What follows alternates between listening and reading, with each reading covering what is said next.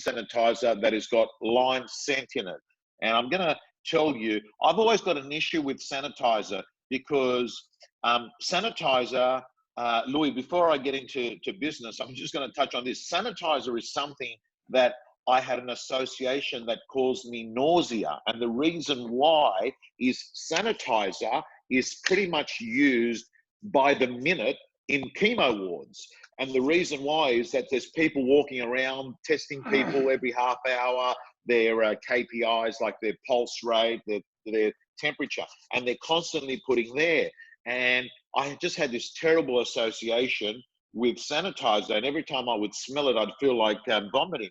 But I found this sanitizer that is lime scented, and you know what? I reckon it's about $10, right? This bottle's going to get me through about 2 days, but I like the smell of it. But anyway, guys and girls, I'm so pumped tonight because hey, Carolina, hi to everyone. Let me close that book, close that. Yes, we've closed that. The guy on the other side of the screen, Louis Christopher from SQM, the owner of SQM, and might I say, he is, to me, arguably the most accurate real estate forecaster in the last 20 years.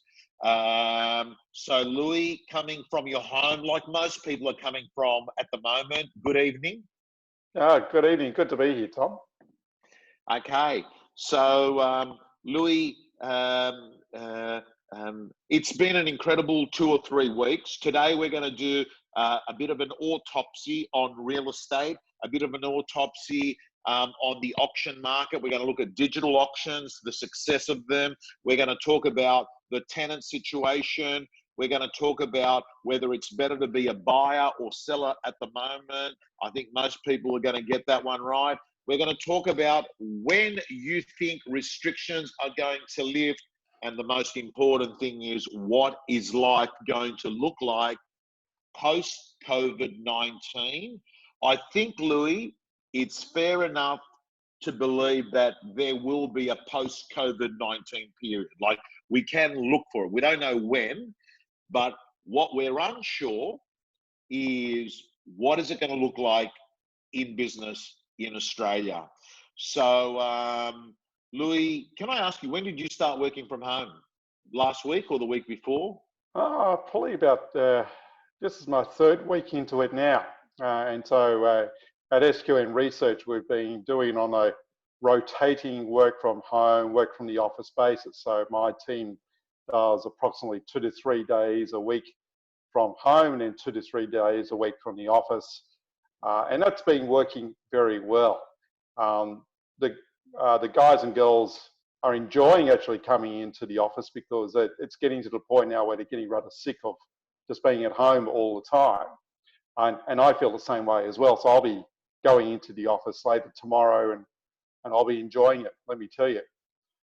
Okay, so Louis, I'm going to say it out there, guys and girls, I'm going to read out, in January, Louis did a presentation for me, which went out to the gym members, and part of it went out to the greater audience. And I remember sitting at News Corp's building doing it with you, and it was the 2020 boom bust report forecast. And you outlined, and at the time, if you can remember, Louis, things were looking gangbusters because we'd come through, we'd had the federal election, the government that was in place was looking favorably at real estate. They didn't get rid of negative gearing.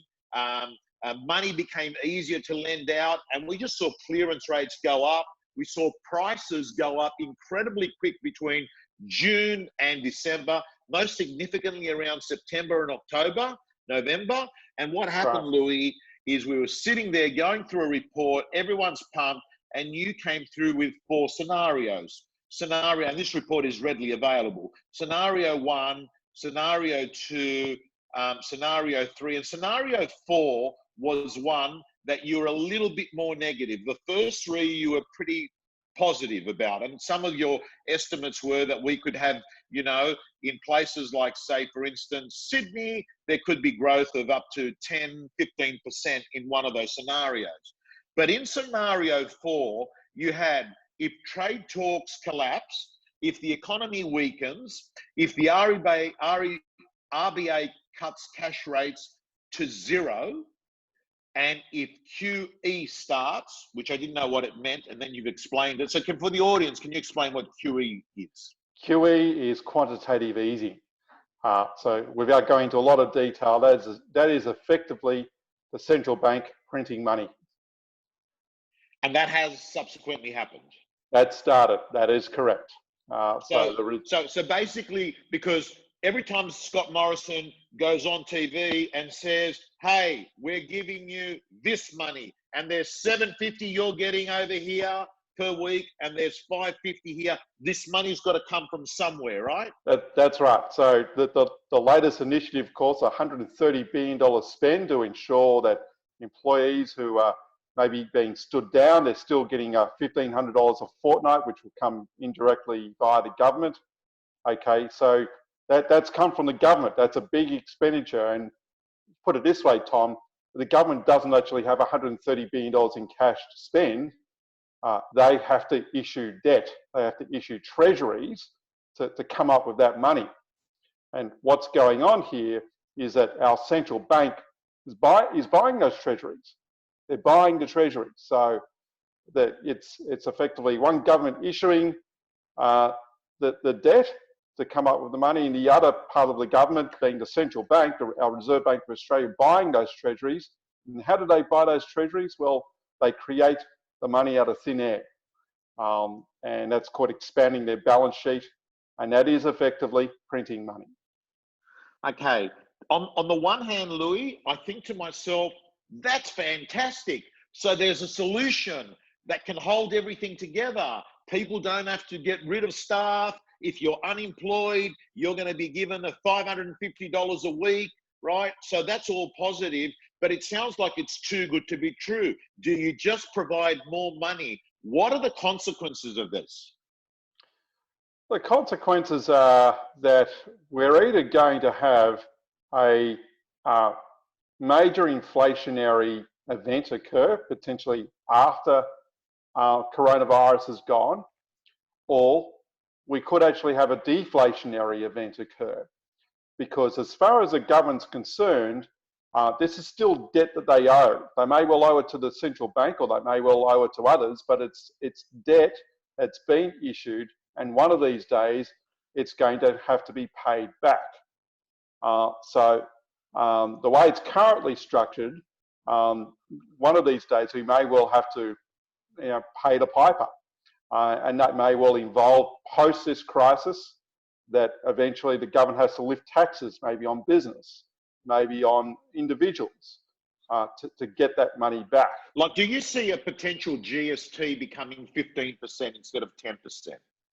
That could happen. I could see potentially company taxes being lifted. Potentially individual taxes could be lifted. It's going to be unpleasant, whatever they will do. And they won't do it immediately, because their first aim will be to get the economy back to potentially where it was before this crisis occurred.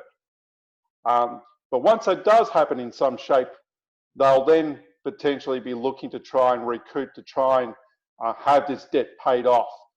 It'll be either that, or they won't attempt to get the debt paid off, and they'll just let the Reserve Bank keep rolling the debt over. And so they come to an agreement with, say, the Reserve Bank and say, look, this debt that we owe you, please, we don't want to actually pay you back, and you just keep rolling the debt over for many, many years to come.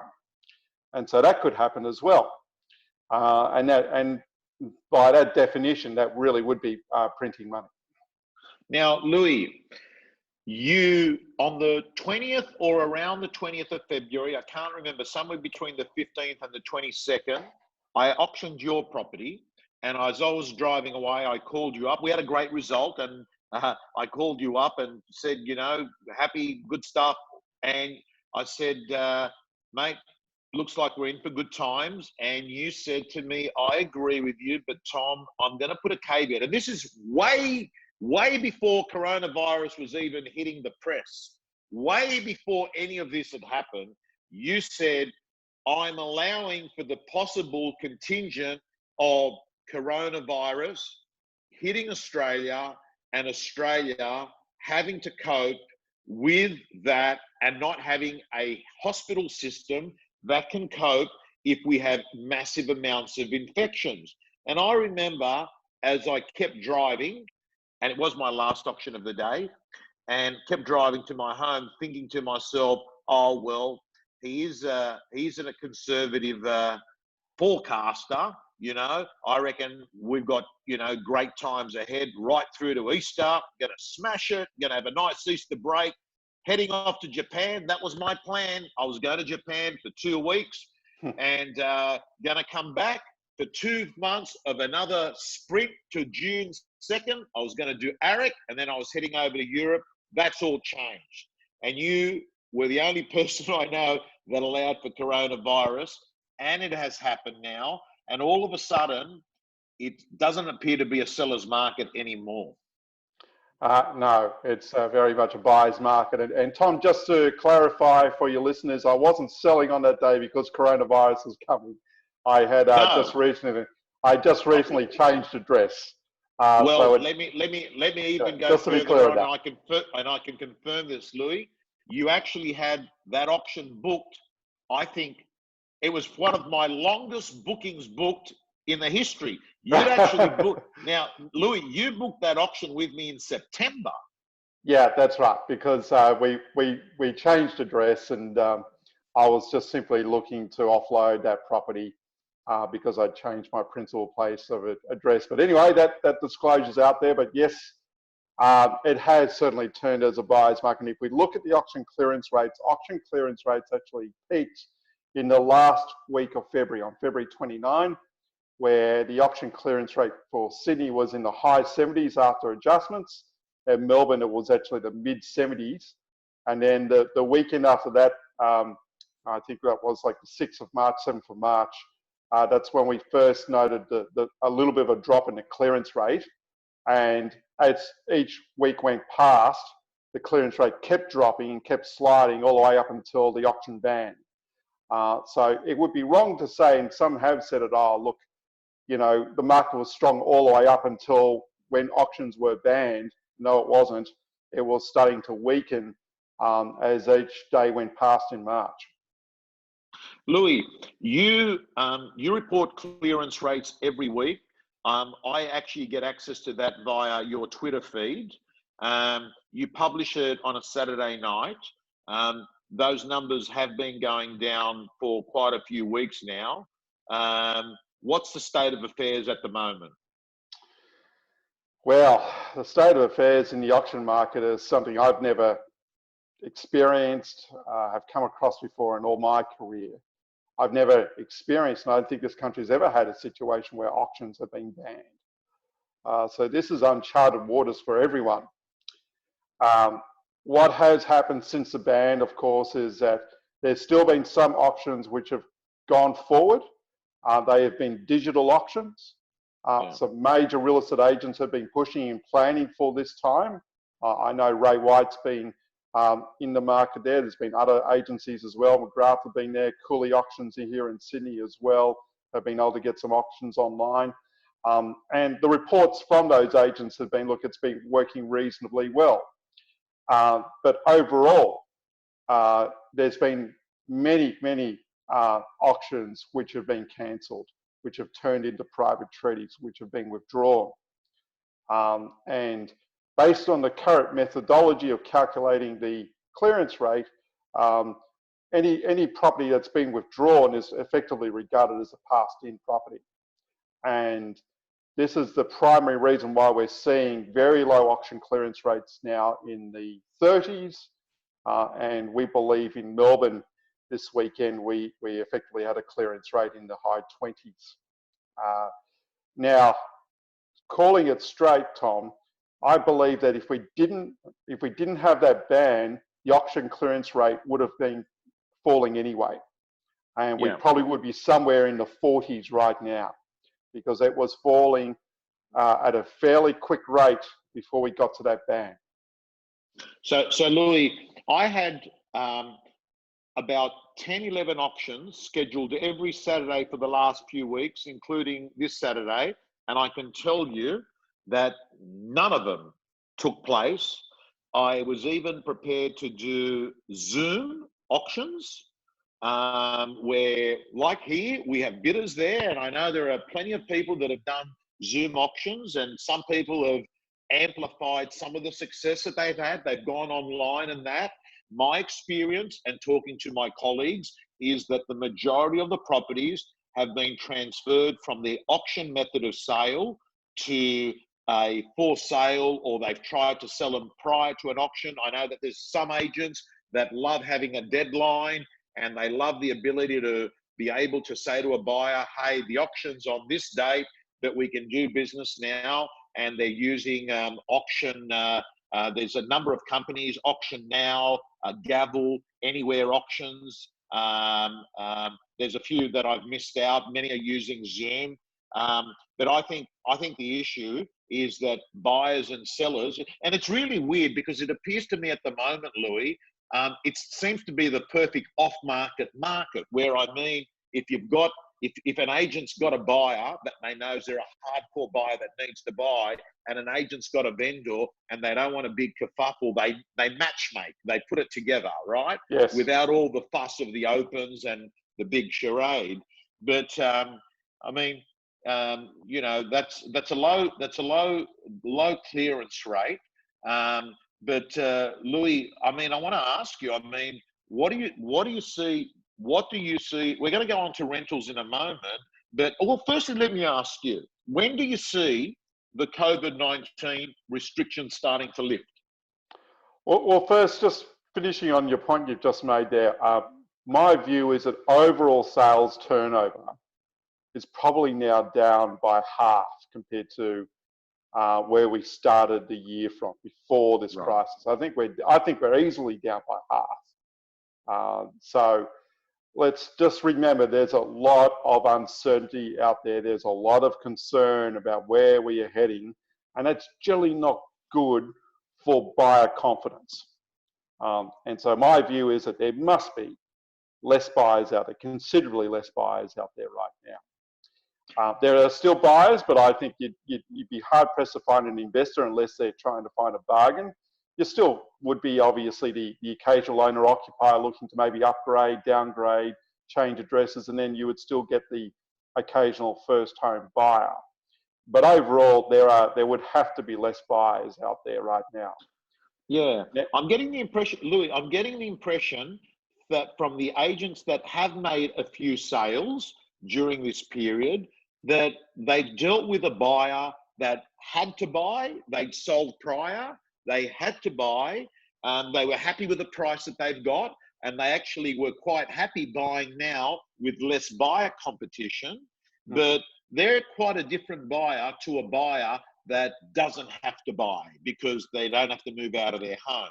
That's right. That's right. And I you know, sadly, I think for the next, you know, post-Easter, because Easter, of course, is starting next weekend, and it's traditionally a quiet weekend, as you know, on the property front. Post-Easter, I really think we're just going to see less participants in the market. We're going to see less buyers and we're going to see less sellers. And it is going to be a very tough market for an agent to operate in. Now, how long this goes on for goes on to your question about, well, how long do we have the virus for?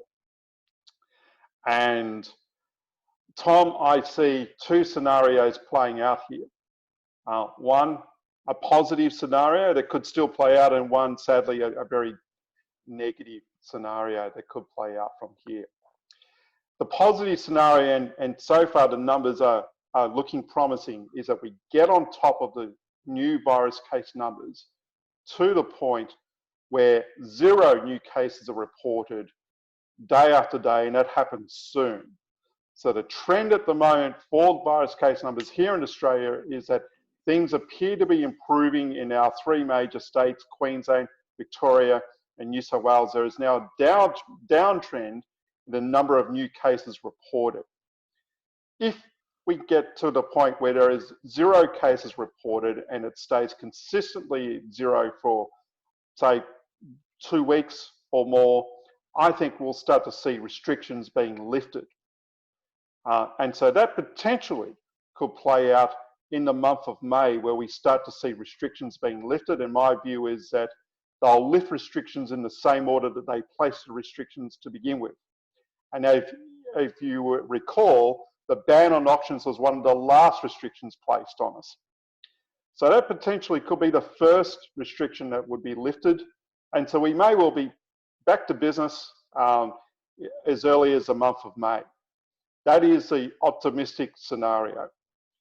And I would have to say that I would place that at the moment as an each way bet compared to the negative scenario. And sadly, the negative scenario is that we get on top of these cases to an extent, but we cannot quite get to 0 cases. And then what actually happens is we see potentially a rise in the number of cases again. Now, if we were to see which would be regarded as a second wave to hit the country, if we were to get that, then the economic restrictions we have now will be placed on us for a long time, at least the 6 months, maybe even more. Potentially there could be even more restrictions. And if we were to see that, then the economy would significantly deteriorate for a longer time. It would be harder for us to get into recovery once this is all over. And the housing market would take a very big hit. And I'm talking about a correction in the order of 30% plus. This is what we're looking at. And the reason why is because we'll see more forced sales activity occur in that second bleaker scenario. You'll see hardly any buyers in the market. It will be a particularly dark time for the country. So Louis, let's break that up a bit. The bit that I was going to say is, so you believe that it's, roughly, and you're having your guess on it. You're saying it's a 50-50. 50, it's a better scenario with a back to normality quicker, like even potentially May. A worse scenario is that we simply don't get on top of it, and they just keep restrictions on. And it is just a slow suffocation, right? Yes. Now, and I look, I sort of, on the one hand, I was envious of some of the other countries like New Zealand who made a decision to go short, sharp, hard, fast, with a view you have short-term pain, but you come out of it quicker. But listen, I don't have all the information available to people that make decisions. Different countries have made different decisions on the way that they've approached it. Some have gone super aggressive and quickly, and others have actually tried to balance economy and lives, and that appears what Australia has done. What do you think? You think Australia's done a good job? I think this is a very unique situation. We've been in uncharted waters. There's no set of instructions to do this. I think the low point for this country is when we let in the cruise ships with coronavirus cases on. And I think I read earlier today, there's now going to be a criminal investigation in this state about this. That's been the low point. I think overall, though, the federal government in particular has done the right job. They've done a good job. They could have moved earlier, potentially. I would have liked to have seen in hindsight the borders closed earlier. I thought they could have closed the borders effectively in February. They didn't. So that put us behind the curve a bit. However, it does appear that the measures taken have managed to flatten the curve, as they say.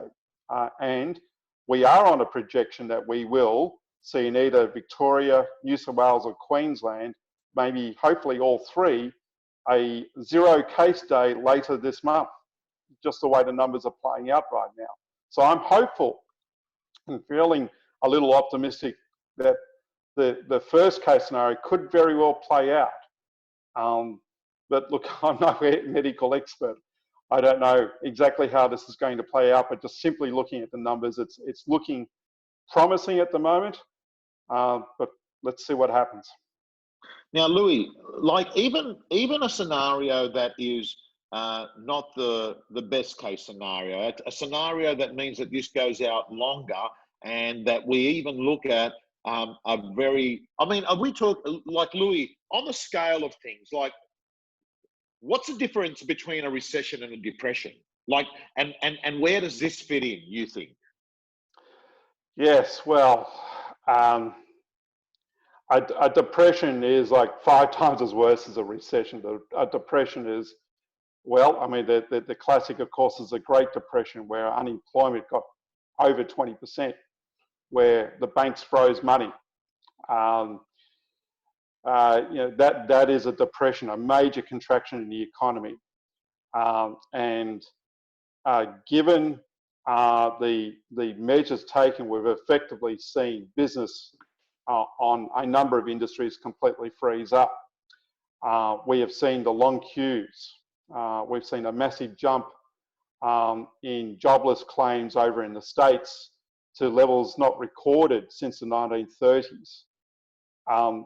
The question is, can all this be reversed out quickly if restrictions are lifted? Can the economy get back on the same track quickly? And I think the answer to that is that if restrictions are lifted soon, if they're lifted in the next 1 to 2 months, then we've got every chance of getting back to some sense of normality. However, the longer this goes on for, the more deeper the economic damage, and it would mean that we would see double-digit unemployment easily in this country. And you know, Tom, I'm not looking, you know, I'm really hoping we don't see that, because we'll see all types of economic misery if we get that. We'll see a rise in suicides. We'll see a rise in crime. And it will take a long time to get back to recovery, a very long time. And Louis, and that's why I think it's appalling that anyone that's blasé about the things that we know we have got control of at the moment, and that is just some basics, which is, you know, washing hands, isolation, not doing the big Bondi crowds, right? All that sort of stuff. All that stuff there is going to impact the future of millions of people, the behavior of a group of people. Now, we know that we know that if we, like the government is saying, don't do a heavy lockdown, do a semi-lockdown. If we can stick to it, it appears, Louis, that we've made good progress. I mean, I think, Louis, if I had you on here last Sunday, it was a more gloomier look than today, don't you think? I think over the last 7 days, the case numbers have definitely improved. So we've been reporting less and less new case numbers. I mean, I think it was Victoria today only came out with 20 new cases. New South Wales on the 27th of March came out with, I think the peak was 220 new cases for the day, if I recall. And today or the other day, I think we reported 91. So the trend has been lowering, which is very positive. It shows the measures have been working. But the question is, can it work all the way to the point where we get 0 cases? And if we can, fantastic, because then the restrictions can be lifted. That said, though, I am a strong believer we need to keep the international border restrictions on all the way until the end, until we have a vaccine, until there are 0 global cases or near 0 global cases. Because quite clearly, bringing in international arrivals, it's like starting up spot fires for this virus. We've got to keep the international border effectively closed until this thing is firmly dealt with worldwide. Look, I'm still perplexed. I was sitting about half an hour ago with my neighbour down the road, Con, and he said, he'd gone onto a website that shows flights that arrive and flights that leave Mascot Airport, Sydney. And I'm still like, I mean, I don't know, but there's still international flights flying into Sydney, international flights leaving Sydney. And there was a China Airlines flight today that arrived in Sydney based on this website. Now, I stand to be corrected, but I mean, I just freaked when I saw that. I thought to myself, there must be, yeah. Well, they would either, it could be, firstly, is it a passenger plane or is it cargo? Good point. So we'd have to clear that up. If it's passenger, I'm very sure we would only be talking about permanent residents and citizens returning home. And a small number maybe on that plane, and they're probably going to go through measures at the airport. That's right. And on top of that, if it's a Chinese Airlines flight, they're probably taking back their own citizens back to China as well from Australia. Scott Morrison, Prime Minister Scott Morrison's made it clear too that he's basically been saying that those on temporary visas in this country, unless you're not required in an essential service right now, you should be going home. And so we may be seeing an outflow of temporary visa holders from this country. And that, of course, has in itself some negative ramifications for the housing market in the form of potentially less tenants and negative ramifications for the rental market overall. Well, so the rentals, the only thing that really I'll put a bit of a cross to Scott Morrison, and don't get me wrong, like, I'd hate to have his job. Going to bed each night being Scott Morrison would be stressful at the moment, right? No question about it, or being any person that's making a major decision on lives. But Louis, a week ago or thereabouts, when Scott Morrison said, and by the way, no tenant is going to be evicted in the next 6 months. It appears that a lot of people jump to a conclusion, hey, guess what? Tenants don't have to pay their rent for the next 6 months and they won't get kicked out. Some agents thought that, some tenants thought that, and some landlords got, there are landlords out there, Louis, that have lost their job, that have got a mortgage of $2,000 a month on an investment property, and all of a sudden they don't have a job and they potentially have a tenant that ain't paying a rent. We're talking about people not being able to pay off their investment. Yes, that's right. Look, yes, I thought the government could have done a better job in announcing that. Now, where we stand right now is that we were meant to see this weekend the various state governments coming out with the detail behind this rent abatement, to see more details in terms of at what point can a tenant claim rent relief from the landlord, how exactly it is going to work. And we haven't seen the detail come through for most of the states this weekend, so we're still waiting. However, the federal government did make it clear in writing that a tenant cannot just walk away from the lease agreement at this point in time. They cannot legally seek rent relief if they're not in any type of financial distress. So they still have their job at this point in time, Tom. They're not being directly affected by the virus. They have no legal grounds whatsoever to not pay the rent. And if they decide to not pay the rent, then the landlord has every right to call a breach of agreement and evict them if they keep with that line. Now, that's for those who have not suffered financially. For those who can directly point out financial stress because they have lost their job due to this crisis, that's another matter altogether.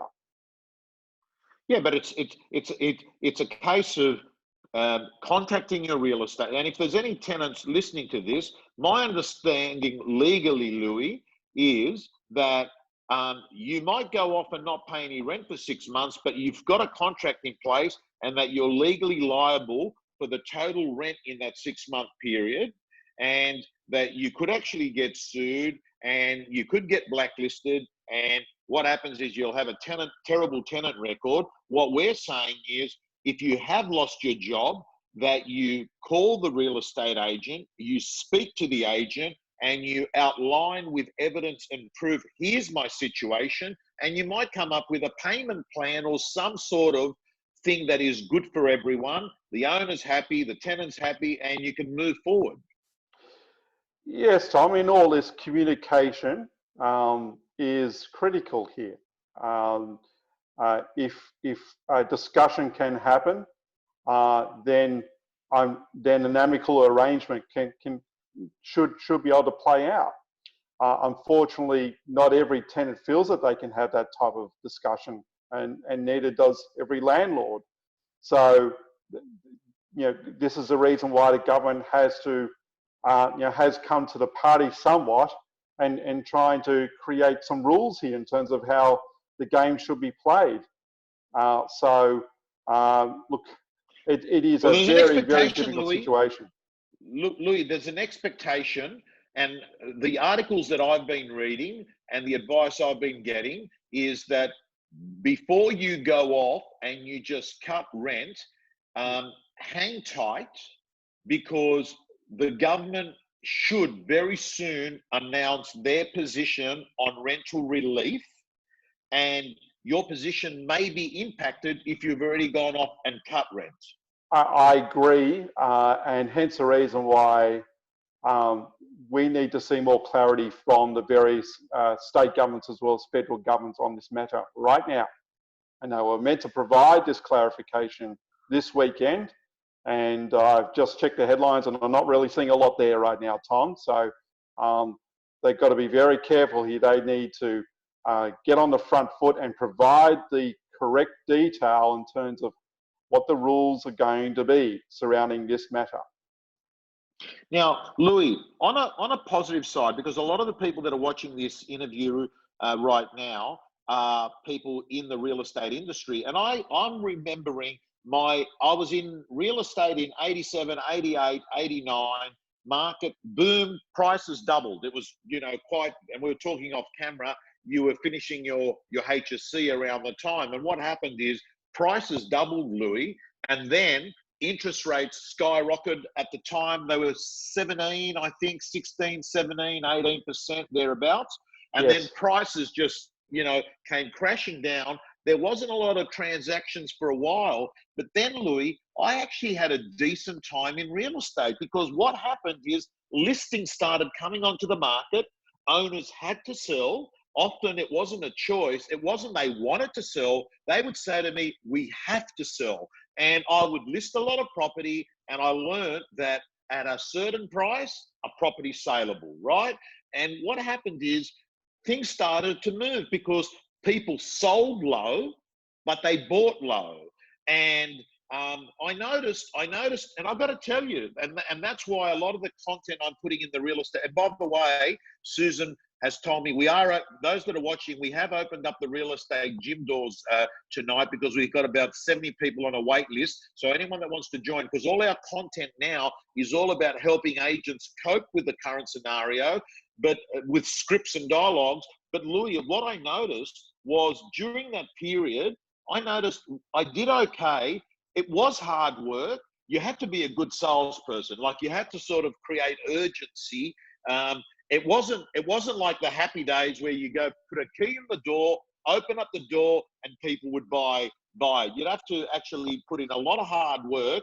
But I actually think we're moving into a marketplace where you're going to get good agents that will get by. But I think there's going to be a few casualties along the way. There will be. I mean, if I'm right about the 40 to 50% drop in sales, and if that stays at that rate throughout the rest of this year or gets worse, there'll be casualties. There'll have to be. There'll be job losses in the industry, and it will be effectively those who are strong, those who are capable, those who understand how to get buyers and sellers to agree with each other, that will survive. We're talking about a 1 in 100-year event that's hit the market, that's hit the economy. Now, as mentioned, it may not play out that badly. I am hopeful that we see a V-shaped recovery, and I think it can still play out if we get on top of the virus cases.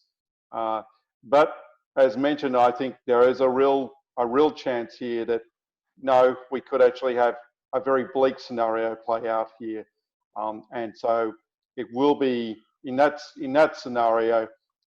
Effectively, only the strong is going to survive in this industry. And can I ask you, Louis, this overseas migration to here, and we had a strong link with the Asian buyer. It has decreased over the last few years, but Australia real estate market had a strong link with Asian buyers. I mean, that's all changing now. I mean, people are heading back home to their countries.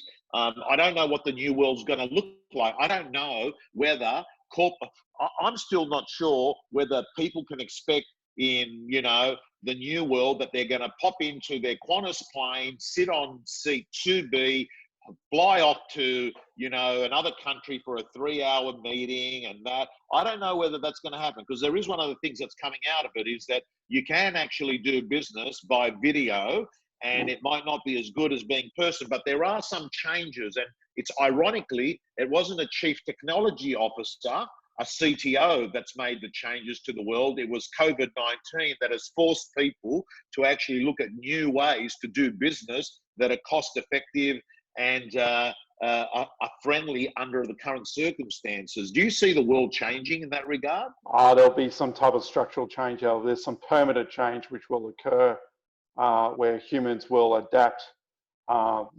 We won't forget this event, Tom. I keep telling my kids that this is an event which they'll probably be telling their grandchildren. This is, you know, this type of an event. I mean, you know, how often do we have in our lifetimes a situation where schools get closed down, where workplaces get closed down, forced by the government, where police are going to pull you up just because you're lying down in a park? You know, this is just unbelievable. I often think I feel like I'm in a movie here. It is, you know, that unique in terms of what is going on. But we will see fundamental change, and I think you're right. I think we'll use video conferencing a lot more as what we are doing right now, as opposed to me being in your studio office. I think we're going to see a change in the global supply network. And I think our reliance on China is going to be reduced. I think there'll be a surge in local manufacturing for essential items. And this is one of the things that has come out, that arguably we've become too dependent on the global supply chain. And we need to have certain supplies manufactured here in Australia. And so this global interdependency and global trade is probably going to be cut back for a number of years to come, and there will be countries moving towards self-sufficiency on essential items. Well, Louis, I mean, there's no question about it. COVID-19 would not have spread through the world as fast as it did if we weren't such a globalized economy now. I mean, what it is the fact that you've got people coming in and out of countries so seamlessly, actually, from a scientific point of view, spread this virus very quickly. Absolutely. International travel has done that. Let's also keep in mind now that 100 years ago, when we had the Spanish flu, you know, that there was no international flights. Our troops coming back from World War I brought the virus with them, and it was spread. It just took a little bit longer.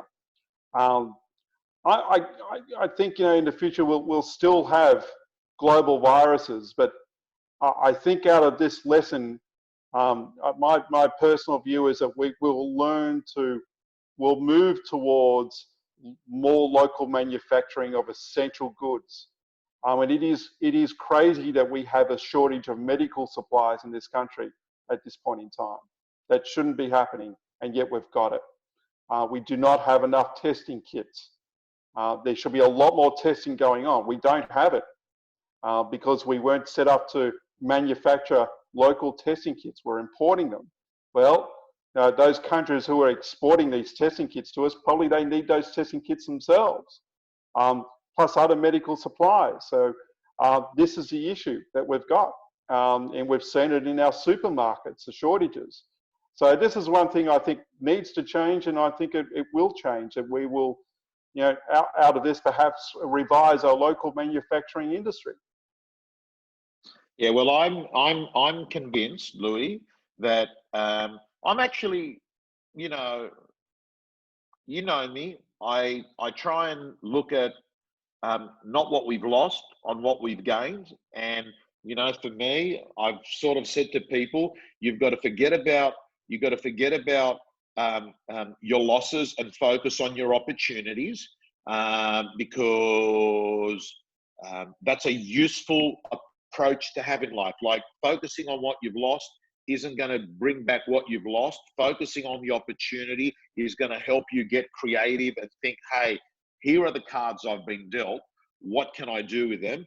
And stop focusing on what's missing and start focusing on what's available to you.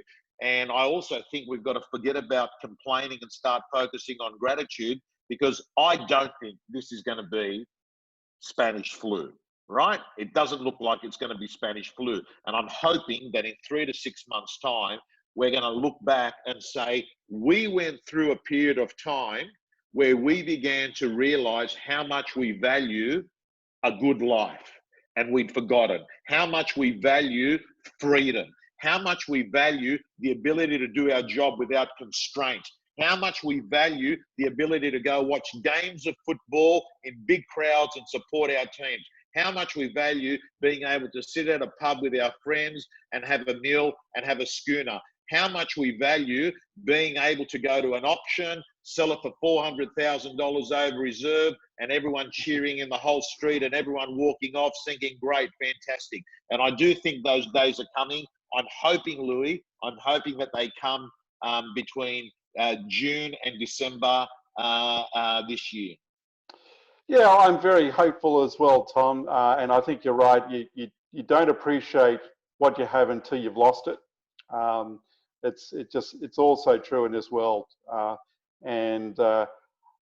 If we are able to get on top of these cases, my prediction is that one of the first things we're all going to do is we're going to see our family. We'll go back to the restaurants. We'll go back to the pubs. We'll go back to the football, and that will mean that those businesses will immediately put their old staff back on to serve the drinks, to serve the food, and the economy could come roaring back.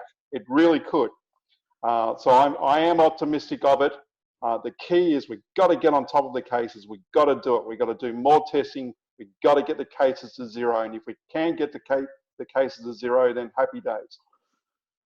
Okay, and as I finish off this session this evening, before I get any agent, and I had a couple of agents or auctioneers, agents have a go at me today when I actually published, you know, the true auction estimate clearance rate, and I had people say, "Oh, mate, you know, you should be, you know, supporting the industry." I've got to tell you, like, the amount of work I'm doing at the moment in educating the real estate industry at a community level is, I've never done any more than that. But I've got to say, Louis, you can't dodge the truth, right? You can't dodge the truth. Like, you could sit around, but I want to leave on this point and actually say, I actually think the truth is something you can work with, because if you know what the truth is, if you know where you are on the map, you can actually go to your destination, right? It's when you actually don't know where you're at. And I personally believe that there is going to be less real estate agents in the marketplace, whichever way this scenario goes.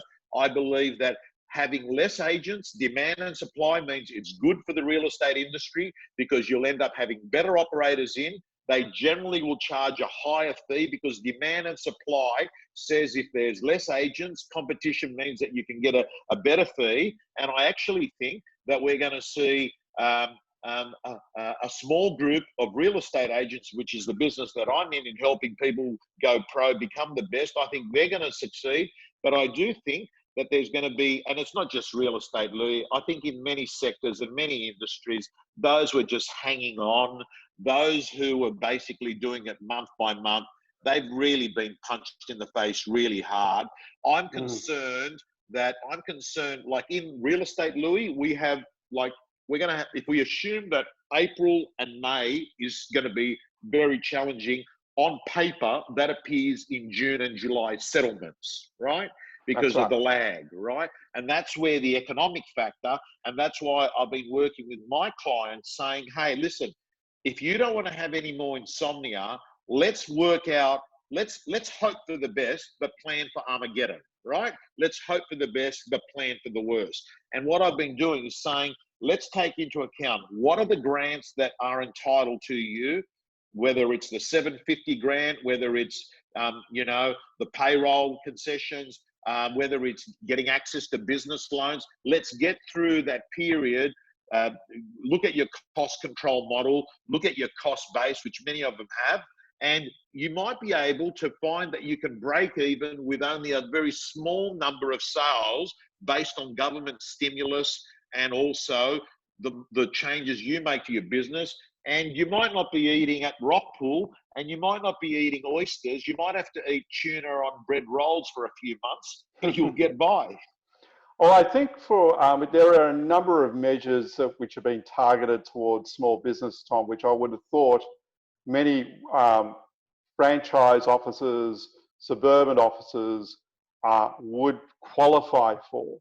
For starters, I think most small businesses, myself included, will qualify for the PAYG relief, which effectively means the government from basically the March quarter bad statement will be covering effectively your PAYG to the tune of up to $100,000, as I understand it, in total, Yes.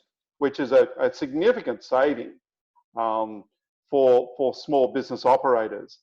And then on top of that, of course, is I think it's got the job saver. Job Keeper.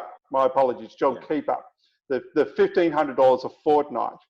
Now, basically, that can be paid to a business for a staff member that's still working for that business. Okay, so that staff member doesn't have to be stood down or lost their job. If they're still working for the business, the employer can receive the payment, and that can be used to reduce their overall cost. So there are, and that's just two of the measures. There are other measures out there which will help many franchise operators, suburban real estate agency offices to get through these particular hard times. Yeah, and I've been told, Louis, by a couple of my bigger clients, their banks have been pretty good to them. They've had, you know, some of their banks that support the real estate industry have said to them, principal and interest we can put on hold for the short term. For the short term, and this has been going back to the market, Tom. It should mean that we won't see too many forced sale activity for the next few months. The question mark, of course, is that what happens if this persists for 6 months or more? Will the banks then get to the point where they say, look, sorry, you have to pay up, or we're going to have to repossess, we're cornered here. Who knows? We don't know. Perhaps the government will provide more relief for the banks to enable the banks to roll over for another 6 months. We don't know. But we shouldn't see too much forced sales activity at this point in time. But no doubt there'll be small business operators, particularly in the hospitality business, in the restaurant game, where their business is no more. It does not exist, full stop. It is gone. They've walked away. And they'll have a mortgage, which they have to pay. And then on top of that, potentially they're going to lose their tenant because their tenant has lost their job as well. I really feel sorry for those type of people, and you can understand the pressure that they would be in. I wouldn't want to be in their shoes right now. Okay, now, guys and girls, the website is sqm.com.au. You'll get data that goes in deeper. And I have to tell you, right now, you've got to make the shift from salesperson to trusted advisor.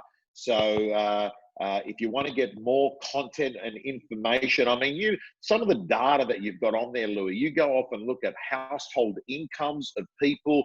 You've got a plethora of data that's going to help an agent actually come across as an economic advisor when they're talking to clients. Yeah, Tom, just to clarify, it's sqmresearch.com.au. sqmresearch.com, yeah. Sorry. No, all good, all good. I think there's a property developer that has the sqm.com.au, but all good. Yes, so we compete with the big guys.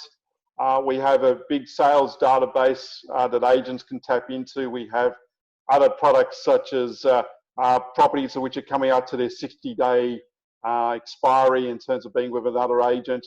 Well, there might be a few of those over the next 6 months, Louis. That's right. Yes. There's quite a few things there for agents and investors, buyers and sellers to have a look at. And we have a large audience. We have many consumers. We have housing bears that refer to the data, of course. And look, the main objective is just simply to provide transparency to the market. That's something I've always believed in.